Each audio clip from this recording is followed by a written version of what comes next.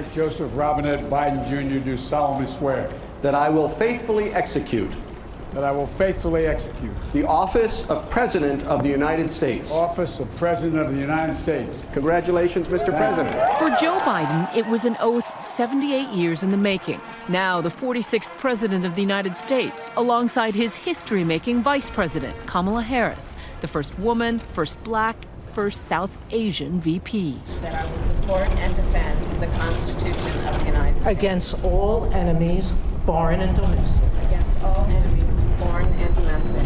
The pair inheriting a fractured America. We face an attack on our democracy and on truth, a raging virus, growing inequity, the sting of systemic racism, a climate in crisis, America's role in the world.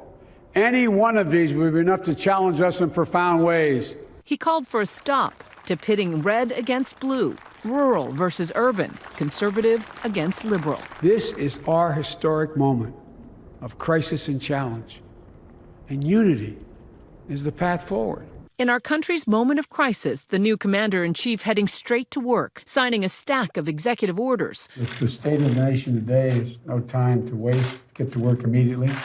The whole register of the day was different. It was less entertaining and more serious. But almost because we were taking things seriously in the ceremony and in the speech, that was a relief and even a joy to people. It felt like a return to normalcy. The day began like no other inauguration day in modern history, with the outgoing president breaking with over 150 years of tradition, refusing to attend the ceremony, leaving town early, but vowing to return to the public eye in some form. Have a good life. We will see you soon. Thank you. Thank you very much. Donald Trump refusing to show up for the inauguration of Joe Biden and honor our democracy was his last act of vandalism of it. It was just 2 weeks ago today when these images shocked the nation and the world. Today, the west front of the Capitol reverting to its traditional backdrop. I literally held my breath as they were walking up the stairs for the ceremony. And then that moment when they walked with their families, where I felt this peaceful. One of the heroes of the insurrection escorting Kamala Harris today. Capitol Police Officer Eugene Goodman, who, in a split-second decision, steered a mob away from the Senate chamber at the Capitol.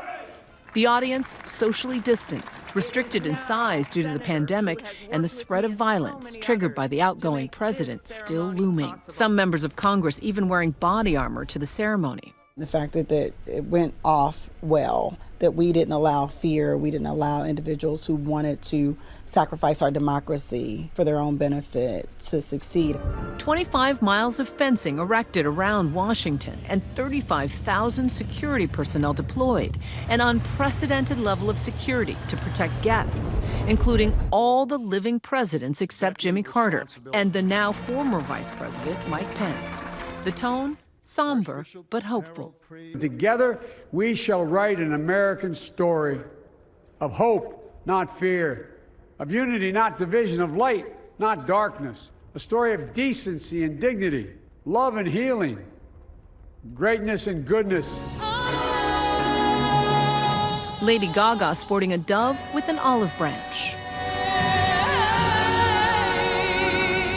This land is your J-Lo injecting some Latina pride into the occasion. This land is my land.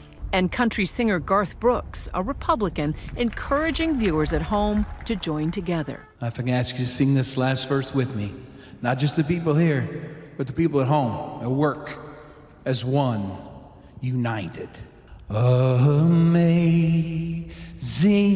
grace. But it was the National Youth Poet Laureate, Amanda Gorman, reading a poem she wrote after the assault on the Capitol, who captured our imaginations. When day comes, we ask ourselves, where can we find light in this never-ending shade? The loss we carry, a sea we must wade. We've braved the belly of the beast. We've learned that quiet isn't always peace. in the norms and notions of what just isn't always just is. The 22-year-old invited by First Lady Jill Biden. We lay down our arms so we can reach out our arms to one another. We seek harm to none and harmony for all. That she, like Joe Biden, suffered from a speech impediment and overcame that. She is a shining example of what's great about not only our country's present, but our future. At 78, Biden is the oldest person to be sworn in as president. In 1972, when he was first sworn into the Senate, it was in a hospital next to his young sons, who had been injured in a car accident that killed his wife and infant daughter. Hunter and his half-sister Ashley at their father's side today. His son Beau died of brain cancer during Biden's second term as vice president. 100 miles away at Beau Biden's grave in Delaware, a lone man in uniform silently paying tribute. Vice President Harris honored by her alma mater, Howard University. 49 bells ringing to celebrate Harris as the 49th Vice President of the United States. Women and girls watching Harris breaking barriers. Madam Mice, it means so much that people look like me in the White House. As a woman, it's empowering to see a woman vice president. As a mother, it means that my children will not only hear that they can be anything they want to be, they can see it too. I hope you are a wonderful vice president. I can't believe you are Indian just like me. Women across the country are wearing their pearls and their chucks in solidarity with this woman who has gotten to this very, very high rung. She stands on the shoulders of giants. She wore her purple for Shirley Chisholm, and her very famous line, which I love, and it gives me chills every time. I may be the first, but I will not be the last. The chair lays before the Senate 2 certificates of election for the state of Georgia and a certificate of appointment to fill the vacancy created by the resignation of former Senator Kamala D. Harris of California.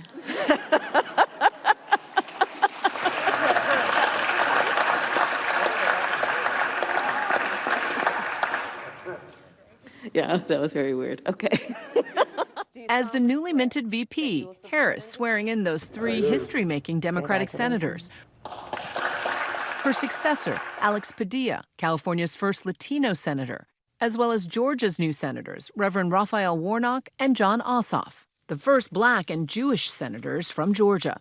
At just 33, the youngest Democrat elected since Joe Biden in 1972. VP Harris is now the crucial tiebreaker in the Senate with a 50-50 party split, making New York Senator Charles Schumer Senate Majority Leader. You've got the majority you need, and I think you move forward, and what you do is you hope and you also pressure Republicans to stand up and fight for people too. Republicans won't get off the hook. Biden begins his presidency with an approval rating of 68%. He and Harris committing to building one of the most diverse cabinets in American history. I think they understand that in this moment they get the chance to really set the standard for the future. With a pared-down parade and much less pomp and circumstance, the new administration set to work immediately. Biden's first act as president, those 17 executive orders, one asking Americans to wear face masks for 100 days, others reversing President Trump's most controversial acts, including revoking the so-called Muslim travel ban, rejoining the Paris Climate Agreement, and preserving the DACA program. There was one Inauguration Day tradition left intact, a letter to the new president from the outgoing one, left in the Oval Office, though the contents remain a mystery. Because it was private, I will not talk about it until I talk to him, but it was generous. The next order of business, Donald Trump's impeachment trial, once House Speaker Nancy Pelosi sends it to the Senate, which could happen as early as tomorrow. Tonight, a star-studded virtual celebration, including a message from 3 former presidents. I think all of us discovered that we're at our best when we're all moving in the same direction. With one theme, unity. We are bold, fearless, and ambitious. We are undaunted in our belief that we shall overcome, that we will rise up. A year ago today, the city of Wuhan, China was put under lockdown as the coronavirus continued to spread.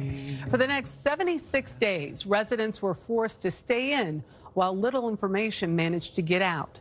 Now, a new documentary titled 76 Days is shedding light on those early chaotic moments in the first hospitals to battle COVID-19. Brooke Silva-Braga has an exclusive look at the film, but a warning, some of what it shows is hard to watch. From its very first moments, 76 Days is emotionally explicit. A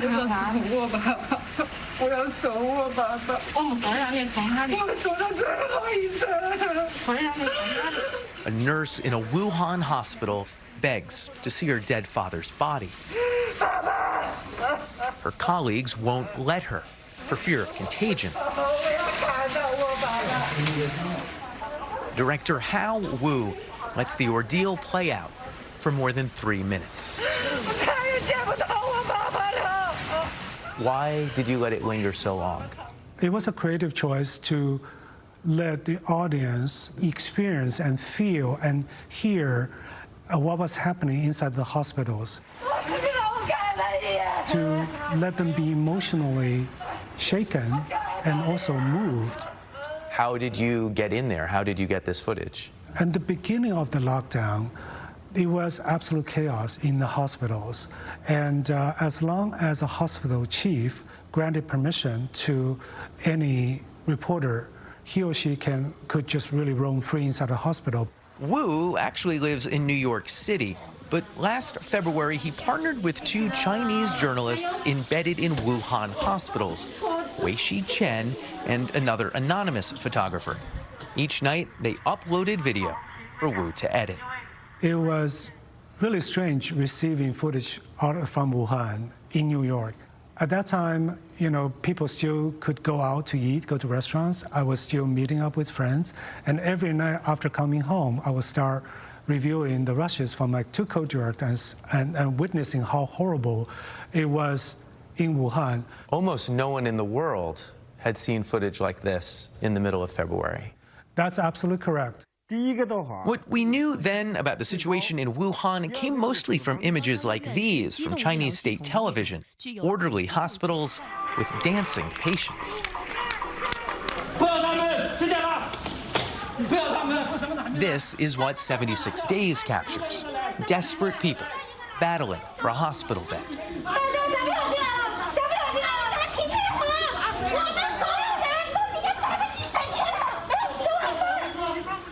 These were, of course, the very first doctors and nurses in the world to try to treat COVID. And 76 Days portrays them as heroes, discovering and navigating the cruelty of the new virus.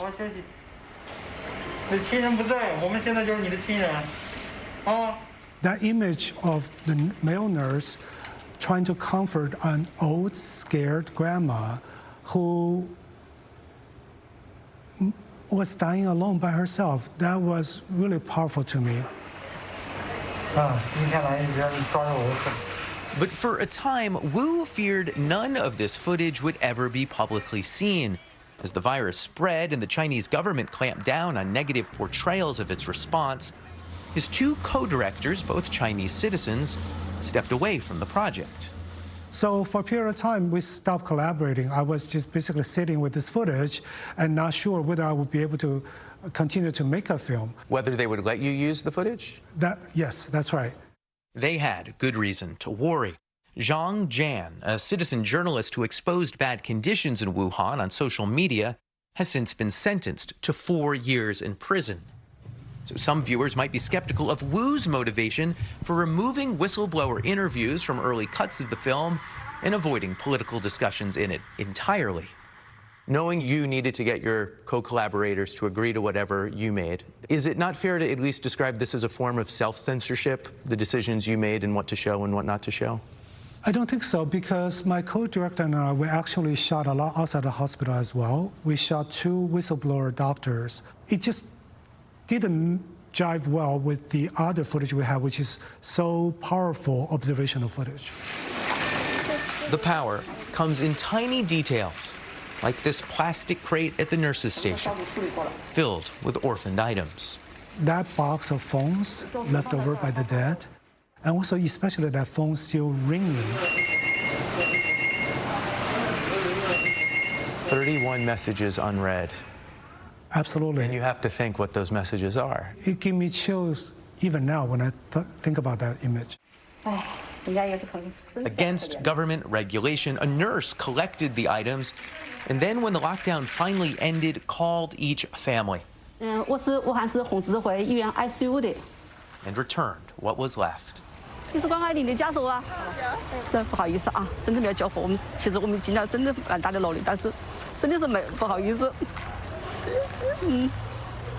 Loneliness and grief last spring that would soon be shared in every corner of the world.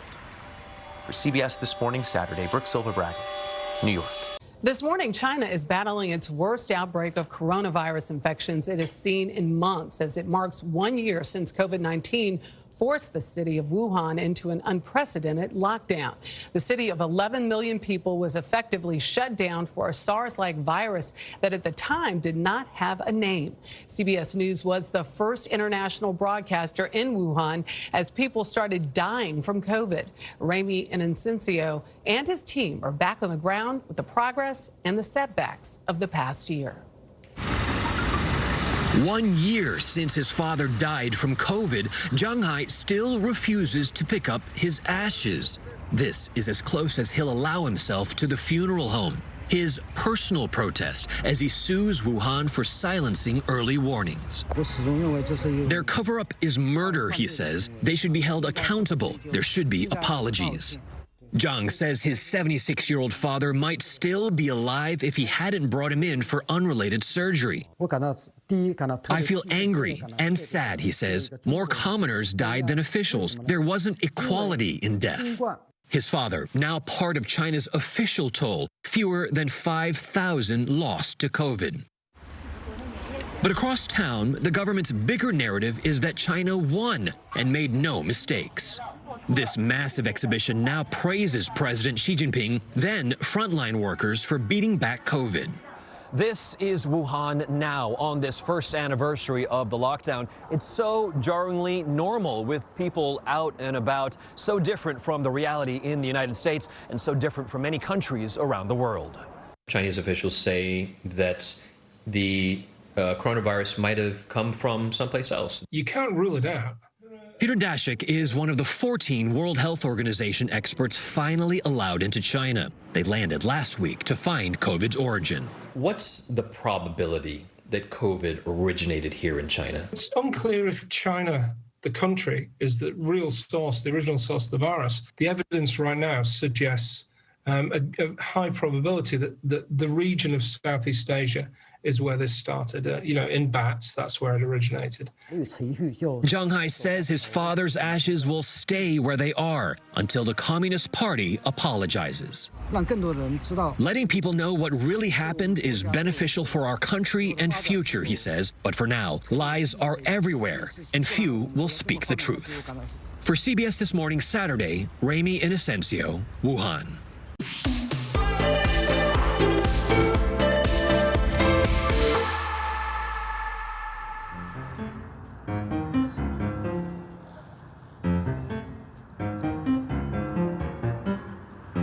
Welcome to Correspondence, the show where we bring you the best France 24 reports around the world. This week we're going to India, El Salvador and South Africa. But first to Brazil. The country is still fighting soaring coronavirus infections. Only the United States has a higher death toll. And the situation is currently particularly bad in the city of Manaus. Their doctors say they're running out of not just beds, but oxygen as well, as Pierre Leduff and Fanny Lefer now report. In this hospital in the Brazilian city of Manaus, family members wait in anguish, some even camping outside for days.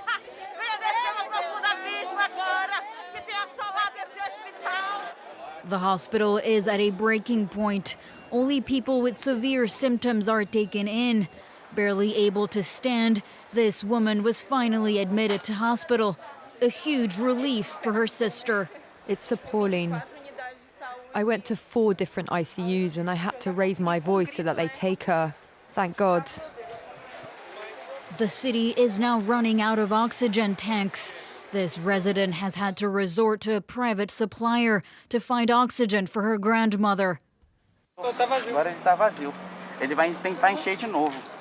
Scientists believe a new variant of COVID-19 could be responsible for a spike in cases.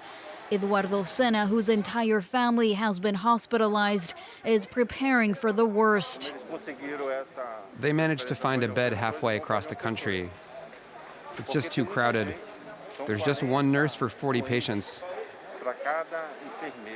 The state of Amazonas has begun transferring patients to other regions on planes provided by the army. This as the government of Jair Bolsonaro has come under fire for being too slow to react. An emergency hospital is now under construction and will be able to accommodate 70 patients.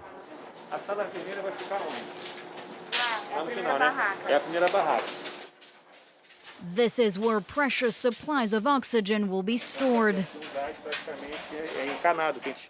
The oxygen will come through these pipes. That will guarantee the constant arrival of oxygen. We'll have a special machine, but it has its limits. It cannot supply oxygen to the entire state, but at least we won't face shortages here. Oxygen, but also vaccines, both highly prized commodities in Manaus. Following the country's approval of jabs developed by AstraZeneca and China's Sinovac, more than 50,000 doses are set to be shipped to the city for immediate use. So that report from Brazil, the worst affected country in Latin America, and the worst affected country in Africa is currently South Africa. The government says it will vaccinate about 70% of the population by the end of this year, prioritizing groups at risk. Now that includes people who are obese, and a majority of women in South Africa are overweight or obese. What are the links between obesity and coronavirus? Our team in the country investigates. The average South African is obese. 1/3 of men and 2/3 of women in the country are overweight. Those falling into these categories have been disproportionately impacted by COVID-19, and researchers are exploring why. At the University of Pretoria, this professor explained to us that being overweight can damage the immune system, making it not only easier to catch COVID-19, but also much harder to recover. People with obesity were 2 times more likely to be admitted to hospital because of the severity of their disease than people that were not obese. And they also found that there was a 50% higher probability of mortality. Diabetes and hypertension, conditions linked to obesity, are also risk factors. South Africa's overweight and obese are now being prioritized for COVID vaccination as a vulnerable group. All of us have a sense of personal anxiety, where we now wish to know at which point can we say we are, safe. South Africa's obese have struggled to lose weight during lockdown. On the contrary, most gained weight in 2020, according to a new study led by a giant of the country's food industry. Eating habits for many have taken a turn for the worse. We were able to map out exactly what people were eating more of, less of, and what we found is that salt, people were having far more salt intake than is recommended, and snacking. What was surprising for me particularly was the portion sizes. What people felt was a normal, healthy portion was far too large. Obesity is a public health issue. Seriously addressing it could help in the fight against COVID-19. To El Salvador now on the programme, a country which 6 years ago had the highest homicide rate in the world. 1 in 1,000 people had been murdered that year. A truly shocking statistic. Now the situation is much better. Why? While, as Laurence Calivert now reports, it's allegedly to do with a shady deal struck between the government and some of the country's most notorious gangs. Here's his report. Gang members handcuffed and put on display for the Salvadoran media. It's an image police want the public to see. El Salvador has recorded a drastic drop in homicides since young 39-year-old President Nayib Bukele took office in 2019.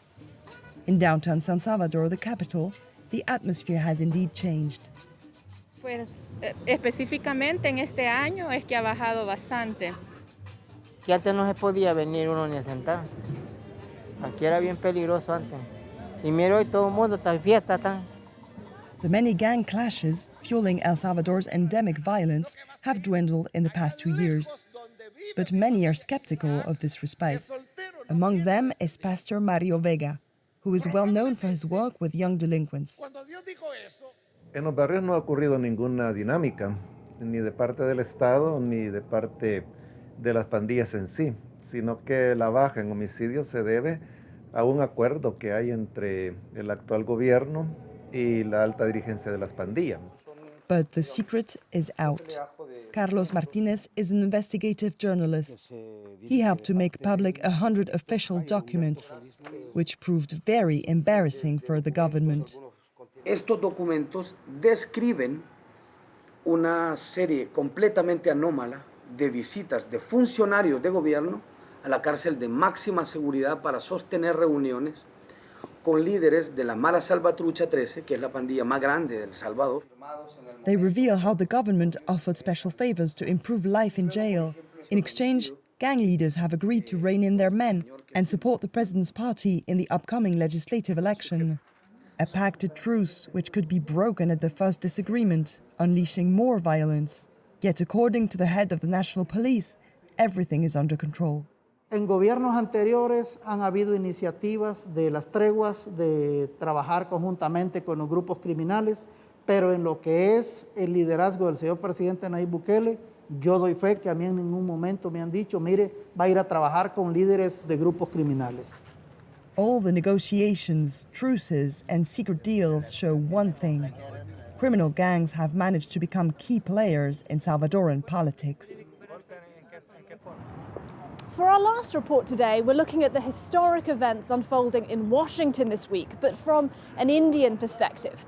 Kamala Harris is now not just the first woman and the first person of colour to hold the vice presidency, but also the first of Indian descent. And among the Tamil Brahmin community in South India, the news has been greeted with pride and with excitement, as our team in Chennai now reports.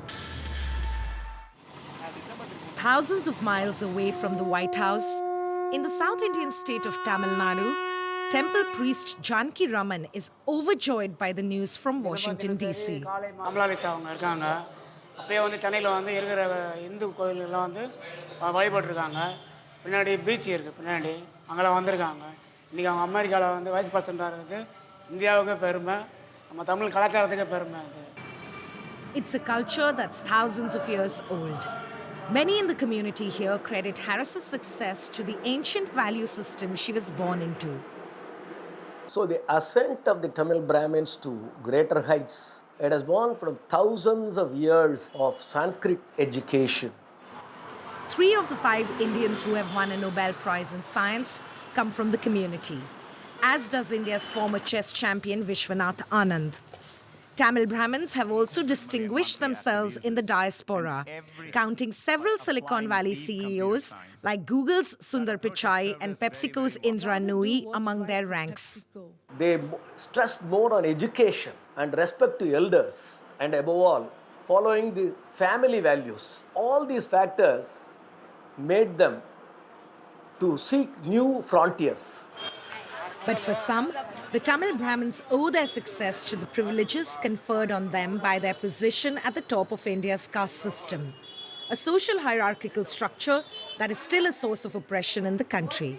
Kamala Harris doing well, while it is a happy moment for all of us, that's all because of the privilege that she was born into.